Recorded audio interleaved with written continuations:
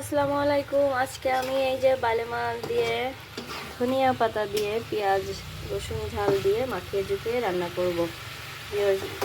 গ্রামীণভাবে গ্রামে যেভাবে রান্না করে মাখা ঝুঁকায় সেভাবে আজ আমি বালে মাছ রান্না করব। ভিউয়ার্স সাথে থাকুন, দেখতে থাকুন।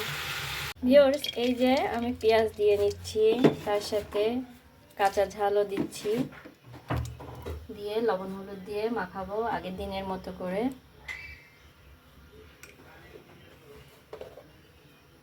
আমি একটু গ্রামীণভাবে একটু রান্না করি, অল্প মশলা দিয়ে রান্না করি, সেভাবে মাখিয়ে নিচ্ছি। ভিউয়ার্স এবার আমি তেল দিচ্ছি, তেল দিয়ে পেঁয়াজটা ভালো করে আমি মাখায় নেব, তারপরে আমি মাছ মাখাবো। এবার আমি এই যে এটা কিন্তু বড় বাইন বেলে মাছ বলে, সেই বেলে মাছটা আমি এইভাবে মাখিয়ে দিচ্ছি। মাখিয়ে ঝুঁকিয়ে রান্না করে ঝটপট রান্না, খেতেও বেশ স্বাদ হয়।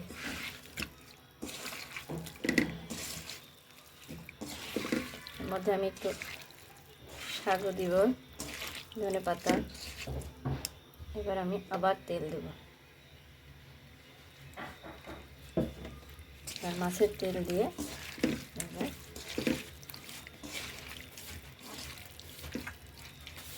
এভাবে আমি এই যে ঝোলের পানি দিয়ে দিলাম,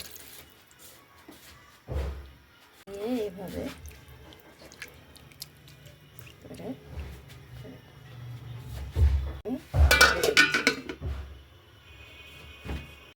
ভিউয়ার্স এই যে উতলাই গেছে। এখন আমি এখানে এই পুঁই শাকের পাতা দিয়ে দিচ্ছি,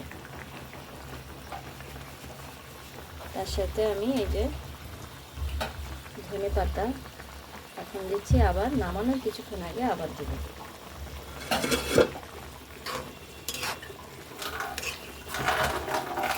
বাইলে মাছ রান্না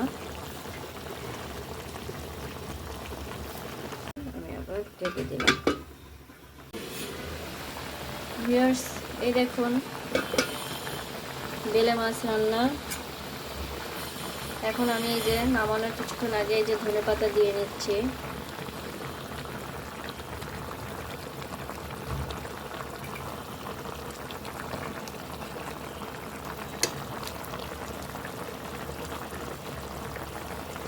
খুব সুন্দর রং আসছে, খেতেও বেশ স্বাদের।